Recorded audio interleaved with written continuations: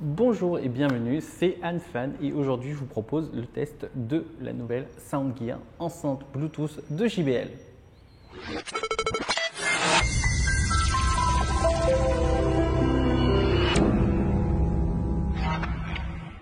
Donc au niveau de la Soundgear de JBL by Harman, c'est une enceinte qui se présente sous la forme d'un tour de cou. Donc vous aviez déjà les enceintes Bluetooth classiques, vous aviez les écouteurs Bluetooth, vous aviez les écouteurs True Wireless, vous avez les casques Bluetooth, vous aviez aussi les écouteurs Bluetooth avec tour de cou, et bien maintenant vous avez l'enceinte avec en tour de cou. Tout simplement, c'est une enceinte Bluetooth en tour de cou que vous pouvez utiliser comme serre-tête. C'est assez bizarre comme concept. Très honnêtement, quand j'ai découvert, je me suis posé plein de questions dessus. Et au final, je me suis dit, pourquoi pas, ça peut être quand même super sympa. Alors, comment ça marche? Bon, le Bluetooth, vous connaissez. C'est assez classique. Vous avez ici les enceintes, ça, les haut-parleurs qui sont sur le dessus, sous une grille. En bas, vous avez le plastique tour de cou qui est assez rigide. Donc, si vous avez un cou, déjà moi j'ai un cou qui est quand même pas spécialement fin et ça fonctionne pour moi, mais bon, si vous avez un cou encore plus fort que le mien, eh bien sachez qu'il y aura peut-être des limites parce que vous n'allez pas pouvoir l'étendre très loin. Donc voilà, toujours est-il que c'est une enceinte Bluetooth qui se place comme ça, tout simplement, et à partir de là, le son va être projeté au niveau de votre tête et vous allez avoir justement le son pas loin de vos oreilles et ça c'est plutôt sympa. Par contre, pas de magie noire, donc c'est-à-dire que le son ne va pas entrer directement dans vos oreilles, c'est juste du son projeté, donc une personne qui est juste à côté de vous, pas loin de vous, va forcément entendre le son, mais va l'entendre de manière un peu moindre par rapport à une enceinte classique. Donc typiquement en termes d'usage, vous êtes dans votre canapé en train de regarder une émission de télé-réalité complètement aberrante, et bien si la personne à côté de vous veut juste entendre un bruit de fond mais sans vraiment écouter alors que vous voulez vraiment écouter et vous ne voulez pas la déranger non plus, vous pouvez utiliser ce genre d'accessoire.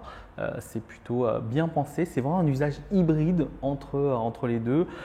Vous êtes par exemple aussi en train de faire la cuisine, vous voulez écouter votre musique mais vous voulez être au courant de ce qui se passe en termes de bruit ambiant, bien là ça fonctionne aussi. Par exemple, quelqu'un va sonner chez vous, vous allez pouvoir écouter parce que si vous écoutez votre son sur une enceinte Bluetooth, eh bien le son peut être un peu loin et si vous écoutez avec des écouteurs, vous êtes complètement isolé.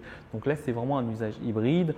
Autre type d'usage que je trouve assez intéressant, c'est au niveau de la réalité virtuelle, puisque vous savez qu'un casque de réalité virtuelle, vous avez des fils dans tous les sens et il y a aussi le fil du câble, c'est-à-dire du casque audio. Ça fait plein de choses en même temps. Et bien là, avec le côté Bluetooth, vous allez justement économiser un câble et dans le domaine de la réalité virtuelle, c'est pas rien du tout. D'ailleurs, au passage, il y a deux versions, le Soundgear BTA ou la Soundgear. Je ne sais pas si on dit un casque enceinte ou une enceinte, donc je ne sais pas si c'est le Soundgear ou la Soundgear. Bon, bref, la version BTA, c'est juste pour vous dire que c'est une version qui est livrée aussi avec un dongle Bluetooth pour les appareils qui ne sont pas forcément Bluetooth et ça, c'est plutôt sympa. En termes de design, je vous l'ai dit, il faut faire attention au niveau du casque. Il n'est pas étanche non plus, donc vous n'allez pas pouvoir l'emmener dans votre bain. Et ça franchement, j'y ai pensé. C'est un peu dommage. Il est kit main libre aussi, donc il a un double micro et ça marche très bien pour justement converser avec vos amis, etc. Vous avez un bon son, les autres vous entendent bien et là, il n'y a pas trop de soucis. En termes de batterie, on parle de 6 heures d'autonomie. Alors, c'est pas mal. 6 heures d'autonomie, c'est suffisant, mais c'est pas génial non plus. Moi, j'aurais vraiment aimé avoir plutôt 10 heures d'autonomie minimum, et je sais que certains concurrents proposent un peu plus même. Et ça, je trouve un peu dommage que JBL n'ait pas poussé l'autonomie un peu plus. Dernière chose concernant la qualité audio. En termes de qualité audio, c'est vraiment sympa. Alors, je laisse les flics passer parce qu'ils ont décidé de passer pendant que j'étais en train de faire cette vidéo. Toujours est-il qu'au niveau du son, la qualité est très bonne en termes d'aigu, de médium. Ça manque un tout petit peu de basse et surtout, il y a un petit truc qui pourrait chagriner certains d'entre vous. C'est le fait que le son, ça reste des ondes, etc. Et que quand vous mettez le son un peu trop fort, eh bien, ça peut vibrer un tout petit peu et donc ça peut balancer. C'est même pas que l'appareil en lui-même ne vibre pas, mais comme ça ça balance des ondes, vous avez l'impression que ça vibre et à partir de là, ça peut être gênant pour certains et je peux comprendre que ça puisse gêner certains. Donc il faut vraiment que vous testiez, un pour la taille et deux si les vibrations vous gênent ou pas. Tout dépend des usages, c'est vrai que là-dessus, c'est vraiment quelque chose propre à chacun. Moi, je fais partie de ceux qui ont apprécié le produit. Gaël, par exemple, la rédaction n'a pas du tout apprécié le produit, tout simplement parce qu'il ne voyait pas les usages, etc. Moi, je vois les usages, je vois aussi pourquoi il n'aime pas. Hein. Là-dessus, il faut être honnête. Mais voilà, moi, j'aime bien et je trouve que ça colle à l'usage que je veux en faire, c'est-à-dire utiliser chez moi sans être forcément coupé du monde. Et puis voilà. Voilà. Donc je crois que j'ai à peu près fait le tour. Est-ce que je le conseille ou pas? C'est la grande question.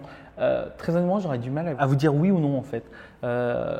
Essayez de trouver quelqu'un qui va vous proposer en test, qui va vous permettre de l'essayer un tout petit peu et soit vous adhérez, soit vous adhérez pas, tout simplement. Moi, j'ai vraiment adhéré quand je l'ai eu. Alors, la première fois que je l'ai testé, c'était justement lors de l'installation de la Geeks Live, pendant que JB était en train de faire son stand. J'en ai piqué un, il ne le savait pas au départ, et je l'ai branché sur mon smartphone. Et du coup, ça m'a permis, d'avoir de la musique, de pouvoir installer les choses qu'il y avait à installer à la Geeks Live, même si c'est Greg qui a fait pas mal de choses. Et surtout, au cas où, si on me demandait quelque chose, je pouvais répondre et surtout, je les entendais, donc je n'étais pas coupé du monde.